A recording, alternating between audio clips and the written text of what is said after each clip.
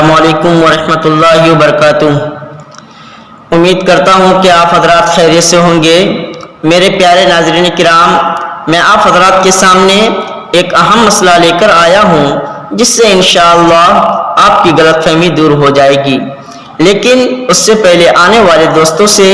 گزارش ہے کہ وہ ہمارے چینل کو سبسکرائب کر کے جائیں اور بیل آئیکن کو دبا کر کے جائیں تاکہ ہر آنے والی نئی ویڈیو آپ تک آسانی سے پہنچ جائیں۔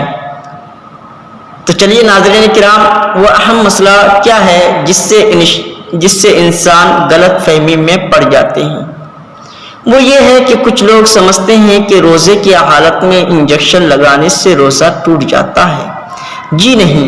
ایسا نہیں، بلکہ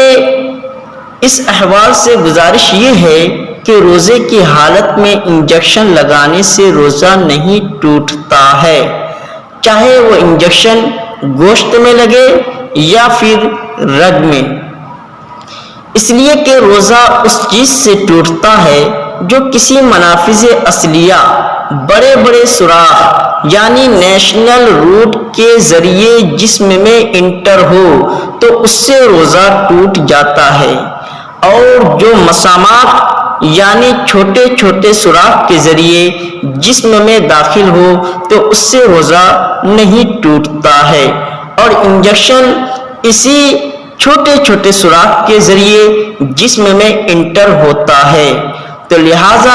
انجیکشن لگانے سے روزہ نہیں ٹوٹے گا، اور چاہے وہ انجیکشن گلوکوز کا ہو یا پھر کسی بھی میڈیسن کا ہو، اس سے روزہ نہیں ٹوٹے گا۔ لیکن ایک بات دھیان رہے کہ روزے کی حالت میں بغیر ضرورت کے انجیکشن لگانا مکروہ ہے، کیونکہ اس سے روزے کا مقصد فوت ہو جاتا ہے۔ تو ناظرین کرام، اگر آپ کو میری بات سمجھ میں نہ آئی ہو تو آپ مجھے کامنٹ کر کے بتا سکتے ہیں، اور اگر آپ کو میری بات سمجھ میں آ گئی ہو تو اس کو زیادہ سے زیادہ شیئر کریں۔ السلام علیکم ورحمۃ اللہ وبرکاتہ۔